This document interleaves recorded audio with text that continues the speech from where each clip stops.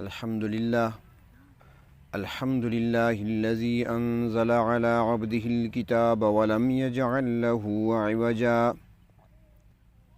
وتبارك الذي جعل في السماء بروجا وجعل فيها سراجا وقمرا منيرا وأشهد أن لا إله إلا الله وحده لا شريك له وأشهد أن سيدنا ومولانا محمدا عبده ورسوله أما بعد فأعوذ بالله من الشيطان الرجيم بسم الله الرحمن الرحيم وفي أنفسكم أفلا تبصرون صدق الله مولانا العظيم مولاي صل وسلم دائما أبدا على حبيبك خير الخلق كلهم.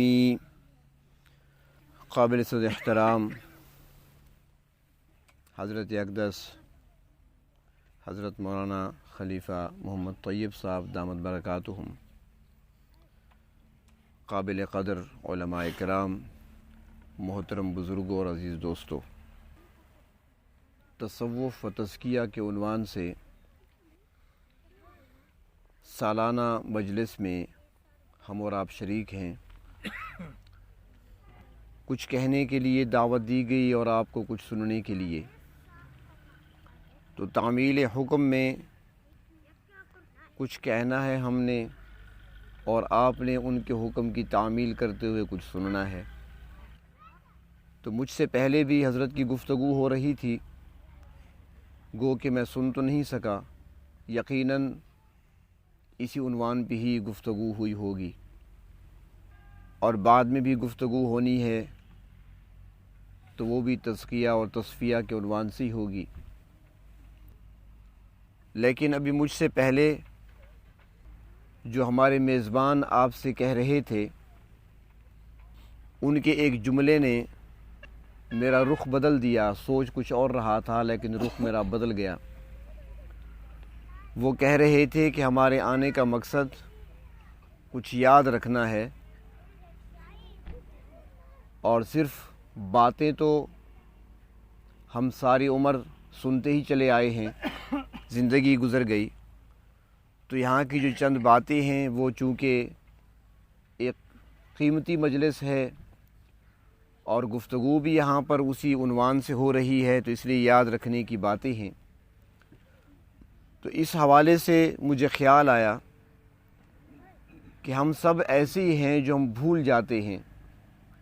ہم بہت سی باتیں بھول چکے ہیں، جبکہ ہمیں بہت ساری باتوں کو یاد رکھنا چاہیے تھا۔ اور وہ کون سی باتیں ہیں جو ہم بھلا بیٹھے ہیں؟ پہلی بات، ہم یہ بھول بیٹھے ہیں کہ ہم کون ہیں۔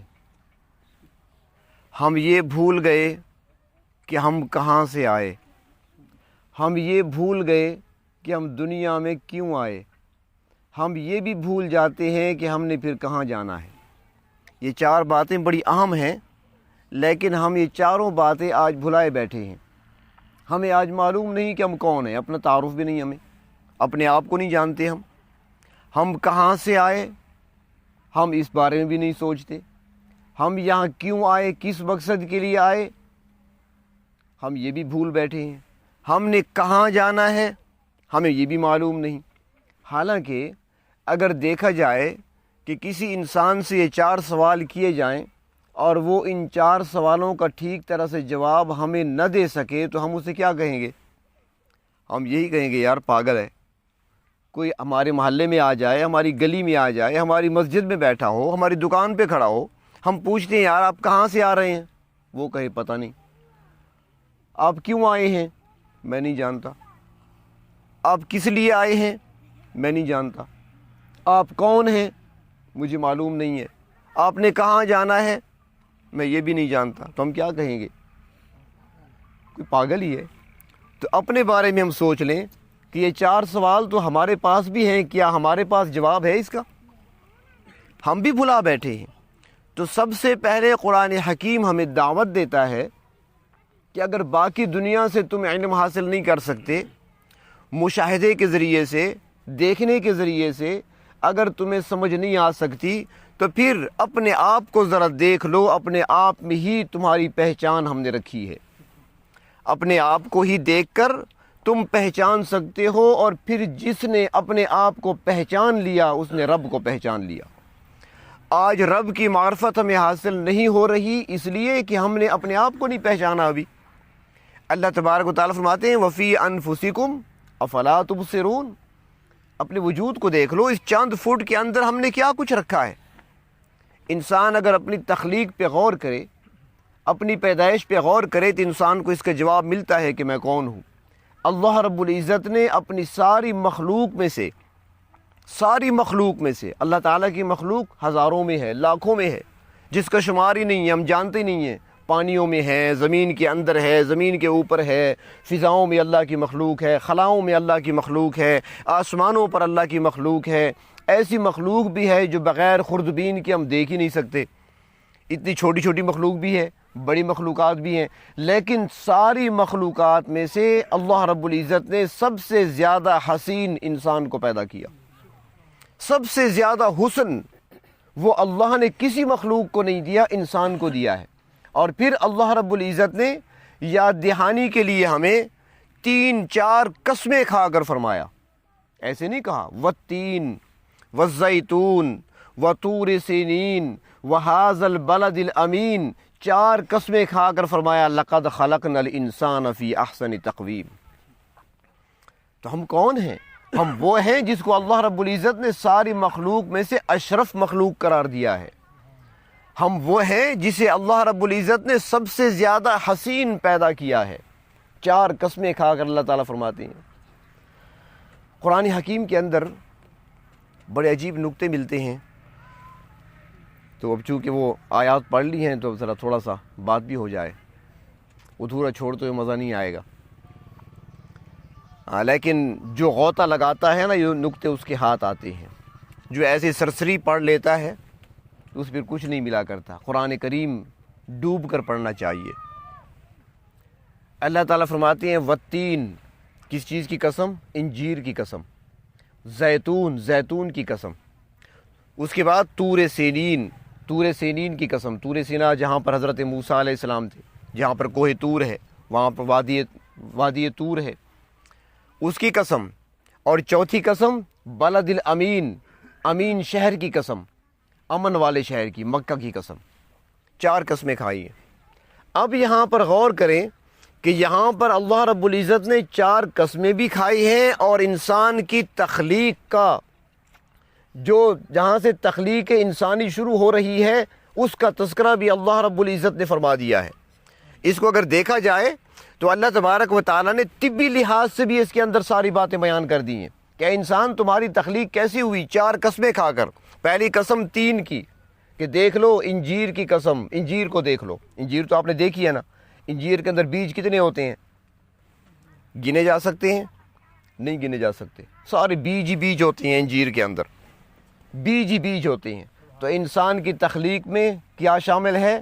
مرد کا قطرہ آب، پانی کا قطرہ مرد کی طرف سے آتا ہے، اور ایک قطرے کے اندر کروڑوں کی تعداد میں جراثیم ہوتے ہیں جو بغیر خوردبین کے نظر نہیں آتے۔ اس کو انجیر سے تشبیہ دی۔ اس کے بعد والزیتون، اور زیتون کا ذکر فرمایا دوسرے نمبر پر۔ تو زیتون کے اندر ایک گٹھلی ہوتی ہے، ایک گٹھلی، اور انسان کا جب وجود بنتا ہے ماں کے پیٹ میں، باپ کی طرف سے جراثیم لاکھوں کی تعداد میں آئے، ماں کی طرف سے انڈا ایک آیا، والزیتون، ایک انڈا، اور پھر ان جراثیم میں سے ایک ہی جرثومہ اس انڈے میں داخل ہوتا ہے، اور انڈے کو دھکیل کر لے جاتا ہے اپنے ساتھ، اگر اس کے اندر طاقت ہے تو وہ دھکیل کر لے جاتا ہے اپنے ساتھ۔ جس مقام پر اس کو رکھنا ہے وہ مقدس اور پاکیزہ مقام تک پہنچاتا ہے، وطور سینین، اصل مقام تک اسے پہنچا دیا۔ اس کے بعد چوتھی قسم بلد امین کی قسم کھائی ہے کہ امن والا شہر، یعنی وہاں پر بھی ہم نے اس کو امن دیا، کیونکہ اگر وہ انڈا، وہ جراثیم اپنے مخصوص مقام تک نہ پہنچ سکتے تو پھر ضائع ہو جاتے۔ اسے مخصوص مقام تک پہنچایا، پھر وہاں پر ہم نے امن کا ماحول پیدا کر دیا، عورت بیمار ہو گئی، اندر بیماری نقص پیدا ہو گیا تو ضائع ہو گیا سب کچھ۔ فرمایا وہاں پر ہم نے امن بھی قائم کیا۔ اے انسان تیری تخلیق ہو رہی ہے، ذرا غور تو کر لو تیرا وجود کس طرح بن رہا ہے، کہاں سے جراثیم آئے، کہاں سے انڈا آیا، کہاں پر ان کا ملاپ ہوا، کس مقام تک وہ پہنچا، اور پھر جب مکان میں پہنچا تو وہاں پر ماحول بھی ہم نے بنا دیا اس کے لیے، نہ زیادہ سردی رکھی ہے نہ زیادہ گرمی رکھی ہے، تاکہ تو وہاں پر پروان چڑھ سکے، تیرا وجود وہاں پر بن سکے۔ ایک قطرہ تھا پانی کا تو فرمایا وَيُصَوِّرُكُمْ فِي الْأَرْحَامِ كَيْفَ يَشَاءُ۔ اب اے دنیا والو بڑی ترقی کر چکے ہو، تم کاغذوں پر تصویریں بنا چکے ہو، تم کپڑوں پر تصویریں بنا چکے ہو، تمہاری پینٹ کاری اور تمہاری تصویریں اور مصور آنا تمہارا انداز ہر جگہ پہ ہوتا ہے، لیکن پانی کے اوپر ذرا تصویر بنا کر دکھاؤ۔ ہم نے تمہارا نقشہ پانی کے اوپر بنا کر دکھا دیا، پانی کے قطرے پر ہم نے تمہاری تصویر بنائی، تمہارے وجود کو بنایا، اور ساری مخلوق میں سے تمہیں زیادہ حسین بنا کر ہم نے دنیا کے سامنے پیش کیا، ماں کے پیٹ کے اندر۔ اور پھر اللہ رب العزت نے ایسا نظام رکھا ہے، یہ بچہ ہوتا ہے نا ماں کے پیٹ میں، تو اس کا چہرہ سامنے نہیں ہوتا، اس کا چہرہ پیچھے ہوتا ہے، ماں کی پیٹھ کی طرف اس کا چہرہ ہوتا ہے۔ اگر آگے ہوتا نا تو سرائکی والے سارے بال بڈھے جمے نا، یہ روزانہ ٹکریں لگتی ہیں یہاں پر ہیں، تو ناک تو ہماری جو ہے نا پتہ نہیں کیا حشر ہو جاتا اس کا۔ اللہ رب العزت نے انتظام ایسا فرمایا کہ پیٹھ کی طرف اس کا رخ ہے، اور پھر سائڈوں پر اللہ نے 2 تکیے رکھ دیے، ایک طرف جگر کی صورت میں، ایک طرف تلی کی صورت میں، کبھی وہ اس طرف سر رکھ کے سوتا ہے تو کبھی اس طرف سر رکھ کے سوتا ہے۔ اللہ تعالیٰ 4 قسمیں کھا کر بتا رہے ہیں، اے انسان میں نے تمہیں کتنا حسین پیدا کیا، میں نے تمہارے لیے کتنے انتظام کیے، اور ساتھ ہی ہماری غذا کا انتظام بھی وہیں پر کر دیا، آکسیجن کا انتظام بھی وہیں پر کر دیا۔ فرمایا وفی انفسکم افلا تبصرون، اے انسان ذرا پہچانو نا کہ میں کون ہوں، اپنے بارے میں تو سوچ لو، کائنات کے بارے میں نہ سوچو۔ زمین و آسمان کو دیکھ کر میری خدائی سمجھ نہیں آتی، اپنے آپ کو دیکھ لو کہ جب ماں کے پیٹ میں تھے تمہارا وجود بن رہا تھا، ذرا سوچو تو صحیح کہ یہ ناخنوں کا مٹیریل کہاں سے آ رہا تھا، یہ بال تمہارے، یہ مٹیریل ماں کے پیٹ میں کہاں سے آ رہا تھا، اندر سے تمہاری جلد بن رہی ہے، ہڈیاں بن رہی ہیں، تو ہڈیوں کا مٹیریل باہر سے کہاں سے آیا، کوئی چیز اندر نہیں گئی، کس نے تمہارے وجود جسم کے اندر ہڈیاں پیدا کر دی، ہڈیوں کو آپس میں جوڑ دیا، تمہارے جسم پر بال پیدا کر دیے، تمہارے جسم پر وہاں پر کھال چڑھا دی، چمڑا چڑھا دیا۔ وہ کون سی ذات ہے جو ماں کے پیٹ میں تمہارے وجود کو تیار کر رہی ہے؟ اور ساتھ ہی پھر وہاں پر غذا کا انتظام بھی کیسا فرمایا۔ بڑی عجیب سی بات ہے کہ تصوف کا پروگرام ہے چونکہ، تو یہ ایک نقطہ بھی جو ہے نا آپ کے کام آئے گا کہ وہاں پر اللہ رب العزت نے غذا کا انتظام فرمایا۔ اب غذا کے لیے، غذا کھانے کے لیے اللہ نے منہ بنایا ہے۔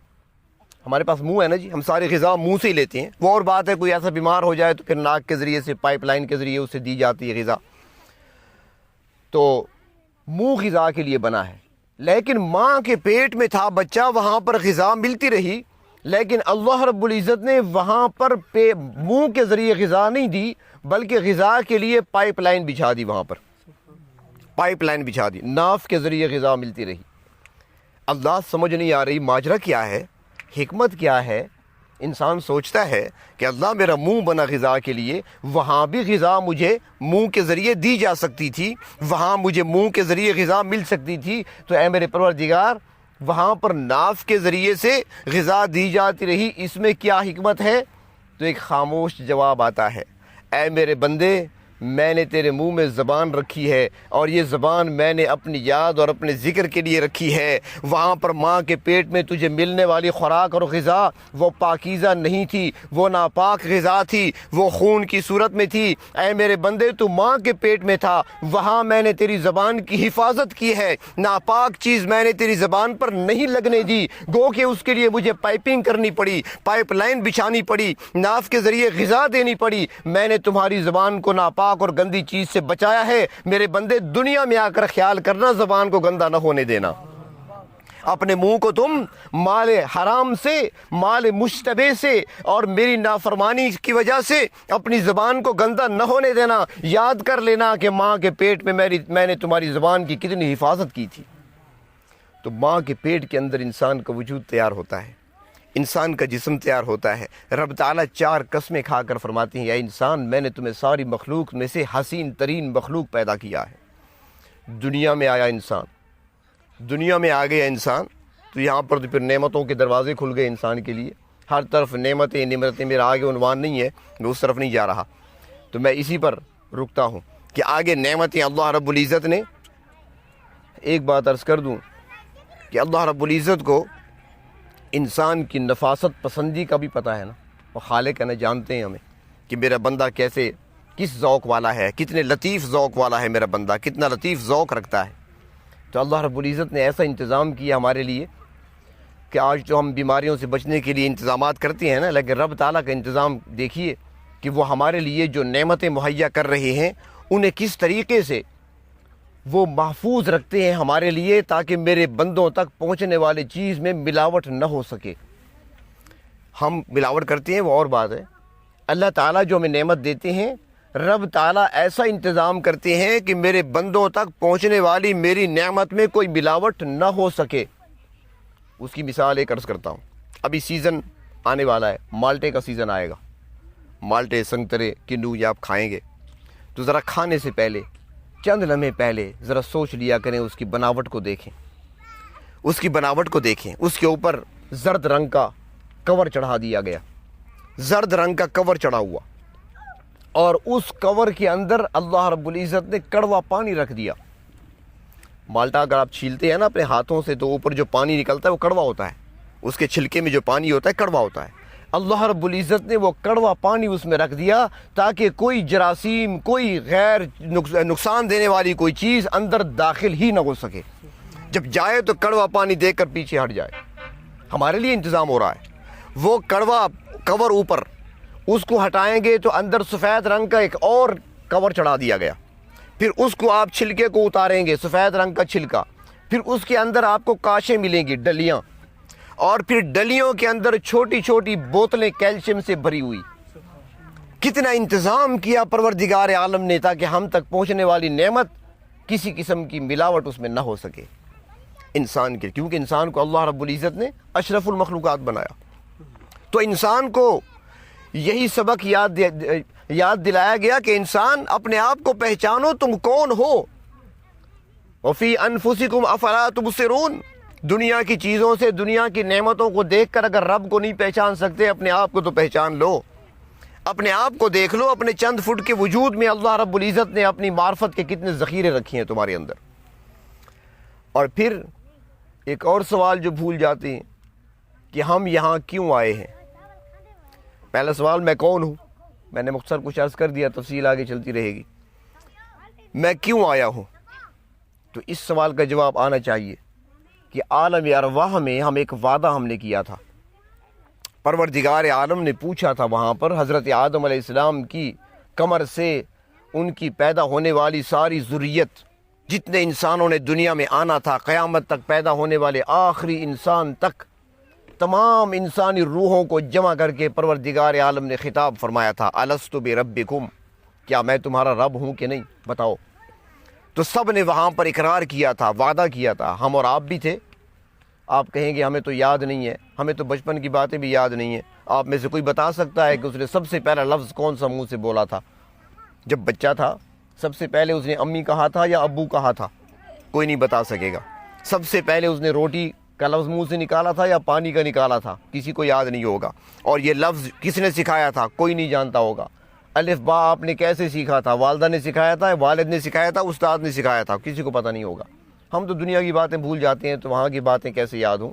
ہاں، ہمارے جو بزرگ گزرے ہیں بعض ان میں ایسے تھے، وہ فرماتے ہیں کہ ہمیں وعدہ یاد ہے، اور جو اس وقت روحیں ہمارے ساتھ کھڑی تھیں ہم ان کو بھی جانتے ہیں۔ غالباً حضرت حسن بصری رحمۃ اللہ علیہ کا قول ہے، فرماتے ہیں کہ مجھے وعدہ بھی یاد ہے اور جو روحیں میرے ساتھ تھیں میں ان کو بھی جانتا ہوں، لیکن ان کے اندر وہ قوتیں تھیں تو ہم کمزور ہیں۔ تو وہاں پر انسانوں نے وعدہ کیا تھا، ہم نے بھی کیا تھا۔ جب پوچھا گیا الست بربکم تو سب نے کہا تھا بلا، کیوں نہیں، آپ ہی ہمارے رب ہیں۔ تو اب جب وعدہ کیا تھا تو ہم دنیا میں کیوں آئے؟ اسی وعدے کو نبھانے کے لیے دنیا میں آئے ہیں، اسی وعدے کو نبھانے کے لیے، اس وعدے پر پورے اترنے کے لیے ہم دنیا میں آئے ہیں کہ ہم نے اپنے عمل سے، اپنے قول سے، اپنی زندگی سے ثابت کرنا ہے کہ اللہ ہمارا رب ہے۔ اسی کو ثابت کرنے کے لیے دنیا میں آئے ہیں ہم۔ اور ہم نے جانا کہاں ہے؟ ہم نے پھر اپنے رب کے پاس جانا ہے، اور وہاں جا کر ہم نے اس امتحان کا رزلٹ وہاں پر وصول کرنا ہے۔ جو زندگی ہم نے گزاری ہے، جس مقصد کے لیے ہمیں بھیجا گیا تھا کہ دنیا میں جا کر تم نے زندگی کیسی گزارنی ہے، نصیحتیں ہوتی ہیں نا، تو اللہ رب العزت نے ساری نصیحتیں کر دی ہمیں، زندگی گزارنے کے طریقے بتا دیے ہمیں۔ ایک ماں جب اپنے بیٹے کو دیکھتی ہے کہ سفر پہ جا رہا ہے تو اس کو سمجھاتی ہے، بار بار سمجھاتی ہے، بیٹا خیال کرنا، لاہور جا رہے ہو نا تو خیال کرنا، سنا ہے وہاں پر بڑے جیب کترے ہوتے ہیں، وہ جیب کاٹ لیتے ہیں، بندے کو پتہ نہیں چلتا۔ گاڑی میں بیٹھنا تو خیال کرنا کسی کے ہاتھ سے مٹھائی وغیرہ نہ لینا، سنا ہے کہ وہ ایسے نشے کی چیز ملا دیتے ہیں، بندہ بے ہوش ہو جاتا ہے، سب کچھ لے جاتے ہیں۔ اب ماں بیچاری نے لاہور دیکھا نہیں ہے، اور بیٹا اس کا ہر ہفتے جا رہا ہے دکان اور کاروبار کے سلسلے میں، لیکن پھر بھی اس کو نصیحتیں کر رہی ہے، محبت ہے، شفقت ہے، وہ بیٹا ہے، سمجھا رہی ہے اس کو، خیال کرنا قدم قدم پہ، یہاں نہیں بیٹھنا، ہوٹل کی روٹی نہیں کھانا، دال نہیں کھانا، تمہارا پیٹ خراب ہو جاتا ہے، فلاں چیز نہیں کھانی، ہر جگہ سے چائے نہیں پینی، ساری نصیحتیں ماں کرتی ہے۔ اور جو ماں سے بھی کئی درجے زیادہ مہربان ہے اپنے بندوں پر، اس نے ہمیں ایسا چھوڑ دیا، اس نے نہیں بتایا۔ اس پروردگار نے کتابیں نازل فرما کر انبیاء علیہ السلام کو بھیج کر بتا دیا، میرے بندوں خیال کرنا سود نہ کھانا، خیال کرنا شراب نہ پینا، خیال کرنا زنا کے قریب نہ جانا، اپنی نظروں کی حفاظت کرنا، دنیا میں جا رہے ہو تو وہاں پر تم حلال چیزیں کھانا، حلال اور طیب اور پاکیزہ چیزیں کھانا، ناپاک چیزوں کے قریب نہ جانا، جو میں نے حلال قرار دیا ہے اس کو لینا، جس کو میں نے حرام قرار دیا اس کو چھوڑ دینا، جن چیزوں سے میں روک رہا ہوں ان سے اپنے آپ کو بچائے رکھنا۔ پوری کتاب کے اندر ساری نصیحتیں ہیں، یہ نہیں کرنا، یہ نہیں کرنا، یہ کرنا، یہ کرنا، ساری نصیحتوں سے بھری ہوئی کتاب اور نصیحتوں سے بھری ہوئی اپنے پیغمبر صلی اللہ علیہ وسلم کی زندگی ہمیں عطا فرما دی۔ اب اس کے بعد ہم نے جانا کہاں ہے؟ رب کے پاس جانا، حساب دینا ہے۔ اللہ نصیحتیں کتنی مانی تھی، کہاں تک عمل کیا تھا، آپ کے احکامات کو کہاں تک تسلیم کیا، اور آپ کے احکامات کو کہاں ہم نے چھوڑا اور توڑا ہے، کہاں ہم نے آپ کی بات کو نہیں مانا، کہاں ہم نے آپ کی بات کو مانا، تو یہ ساری باتوں کا ہم نے وہاں پر جواب دینا ہے۔ تو اب بتائیں، ہم سارے یہ بھول چکے ہیں یہ سوال کہ میں کون ہوں، ہم یہ بھی نہیں جانتے، میں کہاں سے آیا ہوں، ہمیں یہ بھی معلوم نہیں، بھول گئے، میں دنیا میں کیوں آیا ہوں، ہم بھول جاتے ہیں، میں نے کہاں جانا ہے، یہ بھول جاتے ہیں۔ تو انہی چیزوں کو جو ہم یاد کر لیں گے اور یہ 4 سوالوں کا جواب ہمارے پاس اگر ہوگا تو اس کے بعد پھر ہمارے لیے پروردگار عالم کی معرفت کو حاصل کرنا آسان ہو جائے گا، پھر اپنے پروردگار کو، اپنے رب کو پہچاننا آسان ہو جائے گا، اور جس نے اپنے رب کو پہچان لیا اس نے سب کچھ کما لیا، اس نے سب کچھ حاصل کر لیا۔ آج سب سے بڑی بات یہ ہے کہ ہم نے اپنے رب کو پہچانا ہی نہیں ہے۔ ہم نعمتیں اس کی استعمال کرتے ہیں، لیکن نعمتیں استعمال کرنے کے باوجود ہم نے رب کو نہیں پہچانا۔ مشکل وقت میں ضرور ہم پکارتے ہیں، لیکن وہ بھی اس وقت جب سارے راستے بند ہو جاتے ہیں۔ آپ یقین جانیے، ابھی چند دن پہلے کچھ ساتھی بیٹھے ہوئے تھے تو وہاں پر یہ گفتگو ہو رہی تھی، میں ان سے یہی کہہ رہا تھا، میں نے کہا لمبی چوڑی دعائیں مانگتے ہیں، ایک جملہ آپ کہیں لیکن وہ آپ کے دل سے نکلنا چاہیے اور یقین کامل کے ساتھ نکلنا چاہیے، وہ اللہ کو زیادہ محبوب ہے آپ کے گھنٹے کی دعاؤں سے۔ یہ عرب کے لوگ ہیں نا، بڑے سیانے لوگ ہیں، ان کی دعائیں بڑی عجیب ہوتی ہیں، وہ جانتے ہیں، مقصد مفہوم کو سمجھتے ہیں۔ ہم تو بیٹھ جاتے ہیں نا ہاتھ اٹھا کر، اب ہم نے رٹے ہوئے جملے ہیں، پڑھنا ہم نے شروع کر دیا، ربنا آتنا فی الدنیا حسنہ، اور ربنا ظلمنا انفسنا پڑھنا شروع کر دیا، ربنا لا تؤاخذنا ان نسینا واخطانا پڑھ رہے ہیں، وہ ہماری ترتیب ہے نا، چونکہ ہم عادی ہو چکے ہیں تو وہ ساری جو ہمیں یاد ہیں پڑھ رہے ہیں، لیکن خیال کسی اور طرف چلا گیا، ذہن کہیں اور ہوتا ہے ہمارا، سوچ کہیں اور ہوتی ہے، ہمیں دھیان نہیں ہوتا، توجہ نہیں ہوتی، میں کیا مانگ رہا ہوں، میں کس کے سامنے ہاتھ اٹھائے کھڑا ہوں، یہ بھول جاتے ہیں۔ اللہ کے گھر میں آتے ہیں، داخل ہوتی ہیں، باتیں کرتے ہوئے ہمیں یہ پتہ ہی نہیں چلتا کہ ہم کہاں جا رہے ہیں، کس دربار میں آ گئے۔ حضرت حسن رضی اللہ تعالیٰ عنہ کے بارے میں آتا ہے، نام دیکھیں، شخصیت دیکھیں، ان کا مقام دیکھیں، مرتبہ دیکھیں۔ جب مسجد میں آتے تو مسجد کے دروازے پر کھڑے ہو جاتے، سر جھکا دیتے، آنکھوں میں آنسو آ جاتے، ایک بار نہیں ہر بار آنکھوں میں آنسو آ جاتے اور سر جھکا کر کہتے اے میرے پروردگار ایک بدکار آپ کے دروازے پہ حاضر ہے، اے میرے رب آپ نے خود ہی فرمایا ہے کہ جو اچھے ہیں وہ بروں کے ساتھ اچھا سلوک کریں، اے میرے رب میں برا ہوں، آپ تو اچھے ہیں نا، آپ میرے ساتھ اچھا سلوک کر لیں، میری حاضری کو قبول فرما لیں۔ اتنا خوف ہوتا تھا۔ اس انداز سے جب مسجد میں داخل ہوتے اللہم افتح لی ابواب رحمتک، تو رحمت کے دروازے ان کے لیے کیسے نہ کھلتے۔ ہم پہلے دعا پڑھتے نہیں ہیں، جب پڑھتے ہیں تو رٹر رہا ہے جملہ ہم نے کہہ دیا، دماغ کہیں اور ہوتا ہے، سوچ کہیں اور ہوتی ہے، توجہ کہیں اور ہوتی ہے۔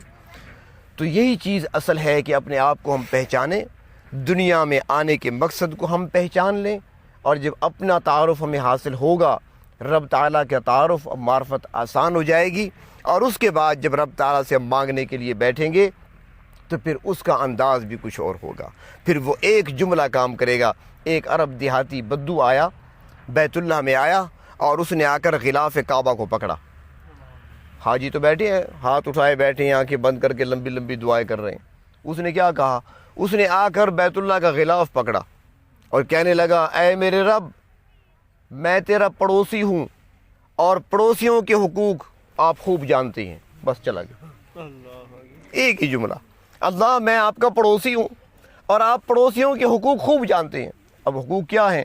پڑوسی بھوکا ہو تو اس کو کھلاؤ، پڑوسی پیاسا ہے تو اس کو پلاؤ، پڑوسی ننگا ہے تو اس کو پہناؤ، لباس دو اس کو، پڑوسی اگر بیمار ہے تو اس کا علاج کراؤ، اس کی عیادت کرو، پوچھنے کے لیے جاؤ، پڑوسی اگر تکلیف میں ہے تو جا کر اس کو تسلی دو۔ یہ ساری چیزیں اس کے اندر آ گئی۔ میرے کھانے کا انتظام بھی کر دے، پینے کا بھی کر دے، لباس کا کر دے، شادی کا کر دے، اولاد کا کر دے، ساری چیزیں آ گئی۔ اللہ میں آپ کا پڑوسی ہوں اور آپ پڑوسیوں کے حقوق خوب جانتے ہیں۔ ایک ہی جملہ۔ اصل یہ دعا ہوتی ہے، دل سے نکلے جملہ وہ اثر رکھتا ہے۔ صرف زبان سے ہم پڑھتے ہیں اس لیے ہمیں فائدہ نہیں ہوتا۔ تو اللہ تبارک و تعالی ہمیں اپنی پہچان نصیب فرمائے، دنیا میں آنے کا مقصد سمجھنے کی توفیق عطا فرمائے، اور جس مقصد کے لیے ہمیں دنیا میں بھیجا گیا ہے اسی مقصد پر پورا اترنے کی ہمیں توفیق عطا فرمائے۔ وآخر دعوانا ان الحمد للہ رب العالمین۔